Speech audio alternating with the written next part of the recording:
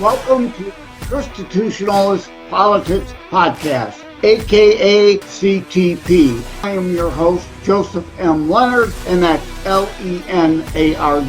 CTP is your no muss, no fuss, just me, you, and occasional guest type podcast. Really appreciate you tuning in. As Graham Norton would say, let's get on with the show! So Fran Tabor is here to talk about a book, Live Abundantly, 50 Business Lessons from the Bible. Being a Christian show, talking about the Bible in full context, I am absolutely loving this idea of what indeed does the Bible tell us about business. But before we get to that, let's do the usual, cue the who. Who are you? Who, right? I like to joke with my audience and my guests. Where were you born? Where were you raised? How much time did you spend in prison for murder and all that kind of stuff? Shh, secret. I let the cat out of the bag. Okay, I was born in Bonners Ferry, Idaho. Not that far west of here, and that lake in the background is Flathead Lake, a place I have fished, swam, boated often, and absolutely love. That tall tree is a ponderosa pine, native to this part of the country. I like that Flathead, not Knucklehead Lake, right? My audience knows I can never pass on the idiotic, stupid humor. But I grew up a little bit of everywhere. My parents started quite a few different small businesses.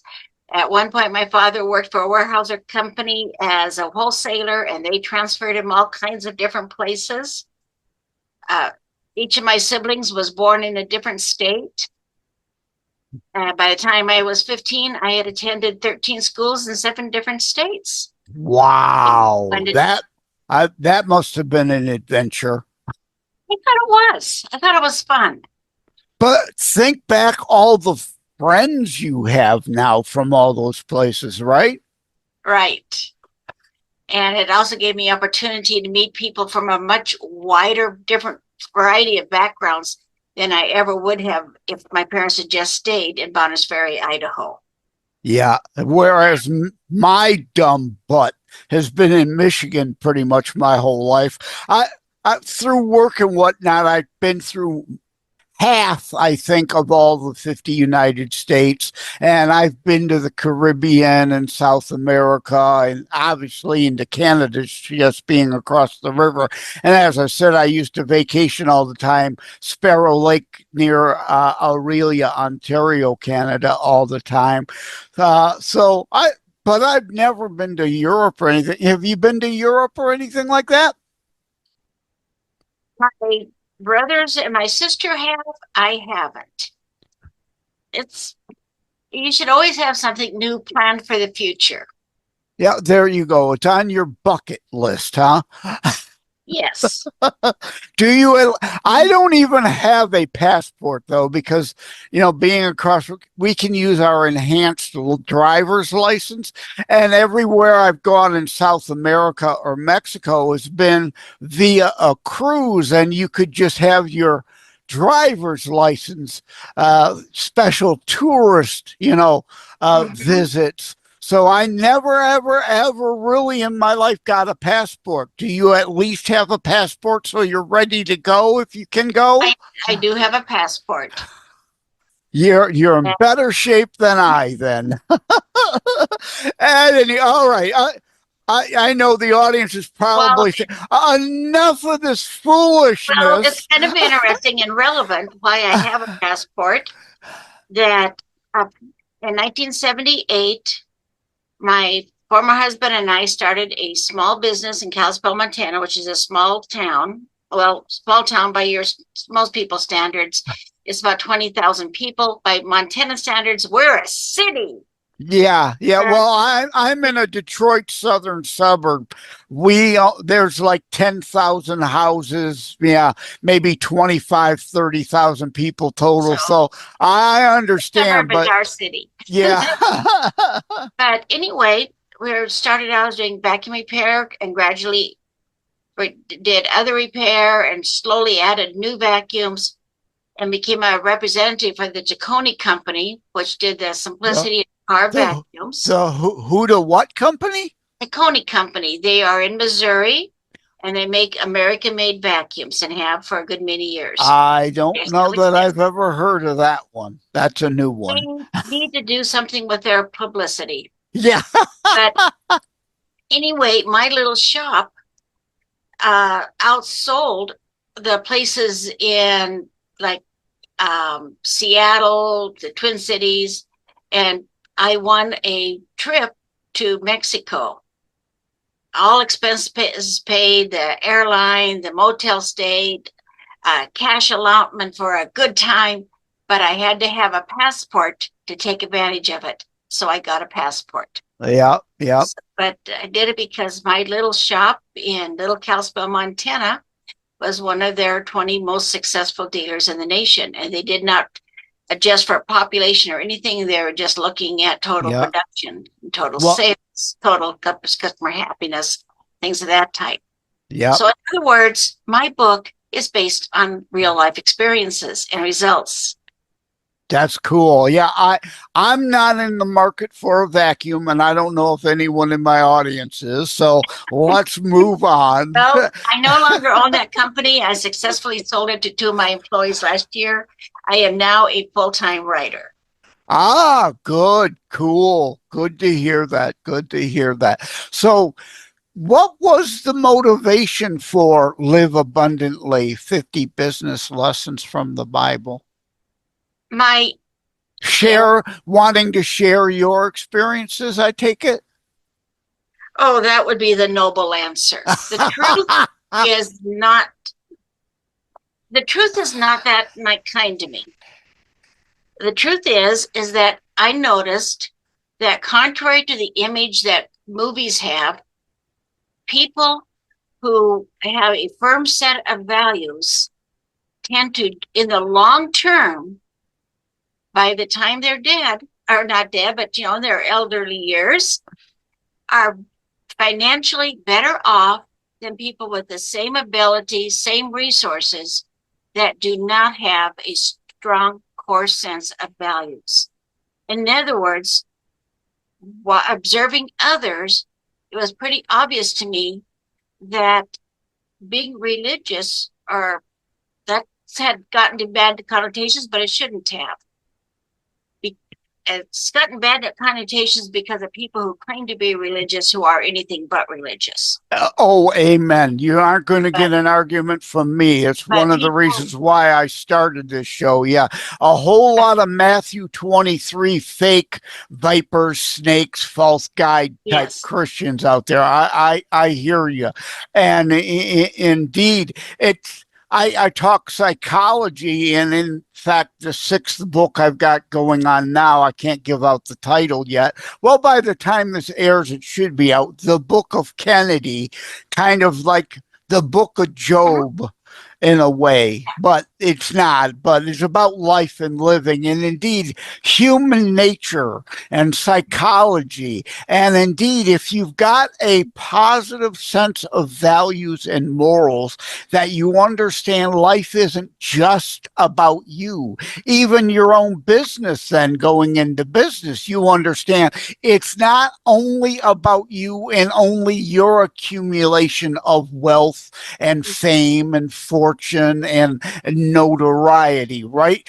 Your positive morals lend more to understanding there's more than just today also. Like I like to joke, we're going back to the 60s, it seems like, right? If it feels good, do it. I want it, and I don't want it tomorrow. I don't even want it today. You should have understood what I wanted and given it to me yesterday, kind of entitled attitude. And and that's all about the live for today, today, today, today, today. They never worry about setting aside or planning for the future. Kind of what you found? Yes, and well, the way you're saying that is even in the 60s in Willy Wonka and the Chocolate Factory, the girl says, I want it and I want it now. The whole audience knew that she was an idiot. That did not endear her to anybody. Right. Showed how dumb that was. Yeah. But I started But reading the Bible looking for business advice. yep. I And started the good organizing. thing about the 60s though, before we get back to the businesses, the 60s flower children eventually woke up from their stupor and realized there is more to life than just the here and now. There is the hereafter. And that birthed the Jesus revolution. So I'm hopeful and prayerful we'll have a Jesus revolution resurgence again now with all this selfish behavior. But yeah, you're here to talk about the 50 business lessons from the Bible.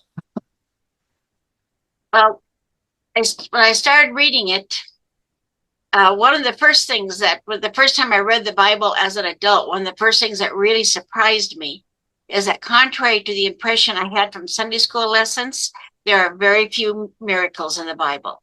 Most of it is everyday common sense, 6,000 years of history of what happens when people interact with each other.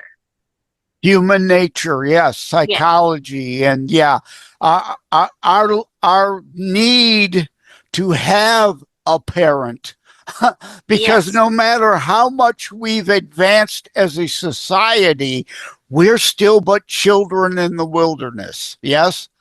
Yes. And business is simply people fulfilling the needs of other people. And that has been true from time immemorial. That the people who usually become wealthy, indeed, you find a niche, find a need, find a hole in a market, and or invent a better mousetrap. Indeed, Mm-hmm. fulfill others' needs rather than the selfish pursuit of wealth. Although that can come with it, and since it's a biblical show, it is not money is the root of all evil. It doesn't say that. The love of money is the root of all evil. Money is but a useful tool.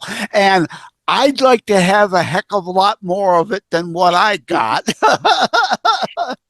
Well, the important thing to remember is, like it said, it rains alike on the godly and the ungodly.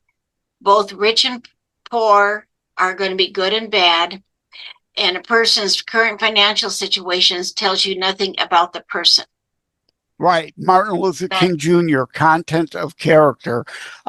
In fact, in the Book of Kennedy book, I go into the three biblical passages that Martin Luther King Jr. drew upon to get his content of character statement. And indeed. And one of the important things to note is because so much of the Bible is so much misrepresented when, like Sunday school lessons, talk about the miracles. Its relevance to everyday life and everyday relationships is oftentimes missed. Yeah, I can agree with that. People, again, it's kind of part of the human nature again. We want the flash, we want the pomp, we want the circumstance. The Matthew 23 Christians, again, I call them the kumbaya around the campfire Jesus Christians. They don't want that tough love part that's every bit, if not more important than the kumbaya singing parts. Yes? Right. But discipline. The one thing that we should be getting from going to church is faith. And a person needs faith to survive in business. A person needs faith to accomplish anything that is worthwhile. Like when you wrote your books, I learned in that interview that one of your books took 15 years to write. It took faith to finish writing it. And everything in our everyday lives is anti-faith. You're not supposed to have any confidence in anything. And if you get together regularly with other believers, you're practicing faith. And it's almost like exercising a muscle. Like if you go out, work out in a gym, and you're lifting weights on a regular basis, you are developing those muscles. What you could tell I don't do. Yeah. Those looking on video could see. But because you have exercised in the gym and practiced those muscles, if something happens where you're there to help pull somebody out of a pit, you have the muscles to do it. Because you have practiced the mental muscle of faith with other believers in your church or your synagogue or wherever you meet on a regular religious basis, you are going to have the faith it takes to get through what seems like it's going to be an absolute disaster. And if you have a business that fails, you have the faith to say, this failed. What have I learned? And see it as a learning experience, not as a permanent mark of faith. It takes to pick up the pieces and start again and again and again and again. Yeah, we're all human, flawed, frail, imperfect. We can make mistakes. God gave us free will. We can screw things up, and we often do.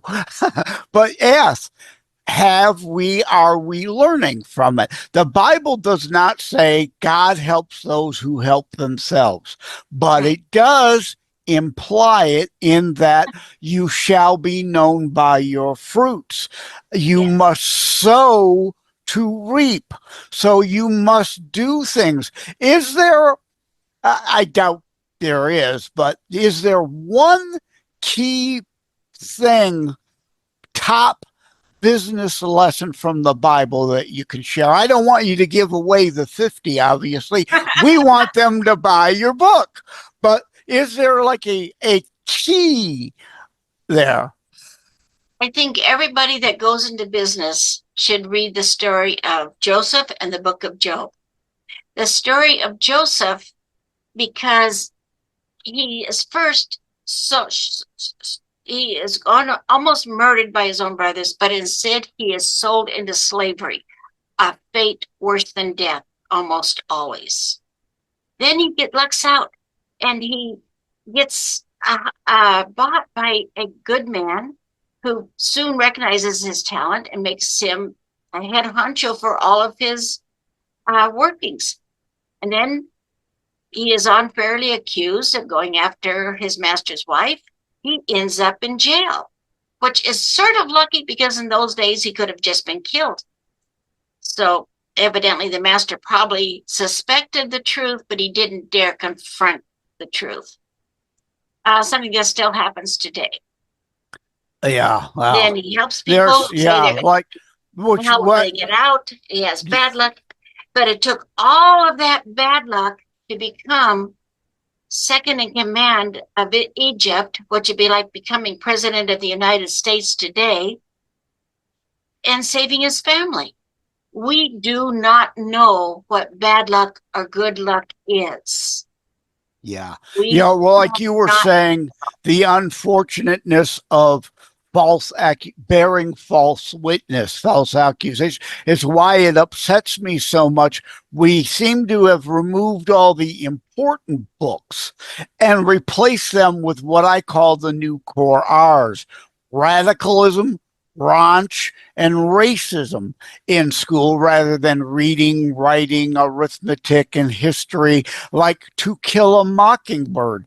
That's out, but this softcore porn crap is in, when To Kill a Mockingbird has such important, and that's one of the reasons why they wanted it out, biblical lessons about bearing false witness in it. It has nothing necessarily do with race, although that is involved in there also, but it's about false witness. And indeed, not wanting to confront the reality and the truth, and let that guy take the fall for it, right? Unfortunately, that's something we sometimes learn in kindergarten, that we are more afraid of being punished than afraid of telling the truth. And if somebody else gets the blame for something that went wrong, we missed getting punished. Yeah. Well, like in the book of Kennedy, the one of the psychological things I go into in about false witness and dealing with reality is, right, the old saying, when you point the finger, right, how many are pointing right back at yourself? Right? Look in the mirror, confront your own, remove the log from thine own eye first, right? Right. And it starts not just with actually accusing someone, but any type of rumor mongering. That I was genuinely appalled when I discovered that in the New Testament, people who spread rumors are put in the same category as murderers. And you know what? An admission. Again, we're recording on Monday, July the 14th. I was on Rick Walker's Maverick News show last night, and we were talking about the new Superman movie. I hadn't seen it yet. Well, now I did see it today. And I myself stupidly, foolishly, and have to beg forgiveness for spreading rumor and innuendo and accusations towards the director of that movie that I myself don't know are or are not true, but yet indeed I spread them. And so I'm as guilty of it again, frail, imperfect, flawed human I am. I do stupid stuff sometimes, and I did it last night on Rick Walker's Maverick News airwaves, spreading rumor and innuendo and accusation that I have no idea is based in reality or not, but it's something I kind of wanted to believe a little, so therefore my lips got loose and it leaked from my mouth when it should not have. It's something we're all guilty of. And if we were not all guilty of it, tabloids would never have sold well. Yeah. Oh. And they do. Yeah. Now the Star magazine is every bit as legitimate as the New York Times these days. All these supposed traditional news magazines have become the rags, and the National Enquirer oftentimes has more truth in it than the New York Times does. But then again, almost I'm kind of spreading rumor again and innuendo, but people should learn and research for themselves to know. You've got to know who you could trust, though, at the same time, right? When a publication continually repeats false information as fact and truth, well, you got to know they're the real rag versus the Inquirer, which a lot of times is just tongue-in-cheek fun idiocy anyway, right? Meant to get a chuckle and be extra conspiratorial nonsense to get clickbait in modern vernacular, right? Yeah, right. They're just fun. And some of the people who believe all that stuff are just whoa, rather than see it as entertainment. But at any rate, as you could tell, I'm still all wound up from my computer acting up. You remind me of one of my very favorite scenes in the movie Man in Black, where the guy goes to the newspaper stand and gets all the cheap tabloids and says, "This is where we get the only true information." About the aliens? Yes. Yeah. I love that movie. That's great. I thought for a minute you were going to say network, right? I'll go open the window. I'm mad as hell and I'm not going to take it anymore, because I'm also known as Raging Joe on Savage Unfiltered, where I that's my usual persona there, is he's screaming out the window, "Get off my lawn!" To be honest, I'm probably one of the few people that didn't really like Network. I found it a very pretentious movie. And I found Men in Black way more honest. It knew exactly what it was, and it delivered exactly what it promised to deliver. It was a lot of fun. It was a lot of Yes. fun. And a Absolutely. merry heart doth good like medicine. Yeah. And one of the other things I have learned is that it is essential to business to find a reason to be thankful every single day so you have that habit, because you're going to have some really bad days, and to find a reason to smile broadly and hopefully laugh every single day. Movies like Men in Black do a favor because they let us just sit back, relax, laugh, enjoy life the way we are supposed to treasure this awesome gift. Yeah. Well, as I said, I'm Raging Joe on Savaged Unfiltered. I have a lot more loud and angry person. I'm normally a lot more, I'm energetic. I'm on disability. So, like, after this interview, I'm going to need a nap. I don't have this kind of energy normally. And when I do expend it, I'm spent. So I'll need a nap after this. But as Raging Joe on Savaged Unfiltered, my friend Savage, Michael, uh, Michael Savage? Yeah, Michael Savage. Yeah. Yeah. I forgot what I was going to say. The Happy Gilmore 2 movie is coming out soon. By the time this airs, it might be out then. But we do some movie reviews there, so I always enjoy talking movies too.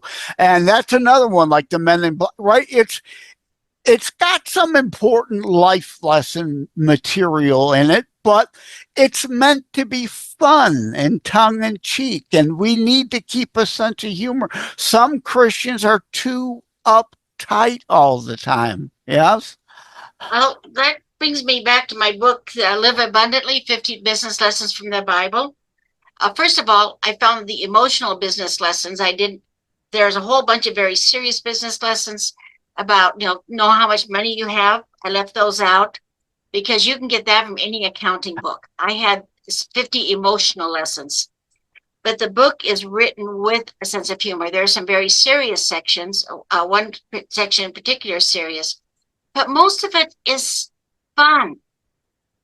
That's why the first section is elephants are tithing, and it starts out with, how do you eat an elephant? One bite at a time. That's lesson number 1. Yeah. And one of the other things is too, the old saying, if you love what you do, you won't work a day in your life. So from what I'm hearing from you, that's part of it. You to learn to enjoy what you're doing, so it isn't so you're not begrudgingly doing it every day. Yes? That is an important part, but part of making something enjoyable is knowing that whatever it is you're doing has importance. That people make a big ado about the purpose-driven life. For me, it started with the purpose-driven business.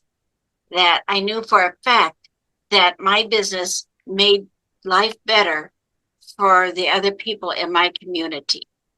And not just better on a personal level, but actually increase the financial success of my community as a whole. Like I said, my business started out as a repair shop, pretty humble. But money spent in a small town business stays in that community almost every yeah. day. Yeah, my friend Ron Edwards that does the Edwards Notebook is carried nationally, the Edwards Notebook, including locally here on Wham Radio out of Ann Arbor, Michigan. He had one of his Edwards Notebook minutes on that, indeed, about money spent in the community, how it circulates usually 50 times in the community before it actually leaves the community. Whereas if I'm plopping my money down on Amazon all the time, it's mainly going to California. And China. Yeah, and China. Oh, my sister, I call her the Temu queen. She's always buying the cheap crap from China through Temu. I'm trying to break her of that habit, and I'm trying to reduce my Amazon spending and indeed do more mom and pop shop type purchases of what I can, indeed. And you get a personal relationship that way. You know the clerks. You can get to know the owners. Yes? Yes, not only that, but the owner knows that you might be meeting him at the grocery store. You might be next to each other in line. And if you have just made him unhappy, and if his kids are with him, it can be embarrassing for him. So he is motivated to do the very best he can. That guy that you send money to in Amazon, or even the manager of your local Walmart, he's not going to meet at the stores you're shopping at. He's not going to be in the grocery line with you. You get mad at him, big deal. It's nothing personal to him. Small business, it is personal. It's absolutely personal. Yeah, and we should want to make it personal and personable. Yes, very much so. Okay, wow. The time has flown by. So let's start to wrap things up. Are there any other key last things you want to get in? Since I spent a whole first 15 minutes, I think, on stupid stuff we shouldn't have been. So, so in all seriousness, you've got some more serious advice to throw in here at the end to get us back on track? Just remember, whatever financial resources you have, that, like I say in my book, money is like a shovel. Used wisely, you can make a garden that has great abundance. Don't use it. Leave it up in the attic. It is absolutely worthless to you, your neighbors, and everybody. Squander it. It's like that shovel left in a mud puddle to rot, rust away, and be worthless. Yeah. And let the weeds all grow, right? Yes. Yeah. And if It you goes can't back. use it yourself, lend the money to a neighbor he'll make the garden. Yeah. But money is just a tool to accomplish great things. Think of it that way. Treat it like you would any other tool in the tool shed. Yeah. It goes back to you must reap good to sow good, or we are all complicit in the rotten fruit then we're all trying to choke down. We allowed someone else to sow instead. Very much so. And Joseph, I thank you for having this program and helping spread the word that financial control, in the sense of self-control and investment, is a very Christian, loving thing to do for your family and your neighborhood. Yeah, it's all connected and related. Our physical health, our mental health, our financial health has a lot to do with how good our physical and mental health can be. And as you said, it as a tool. Do you have a website that people could go to? I did have a website for my other business. Just look up Fran Tabor. You'll find there's also an actress named Fran Tabor, not me. Although I think I'd make a great actress.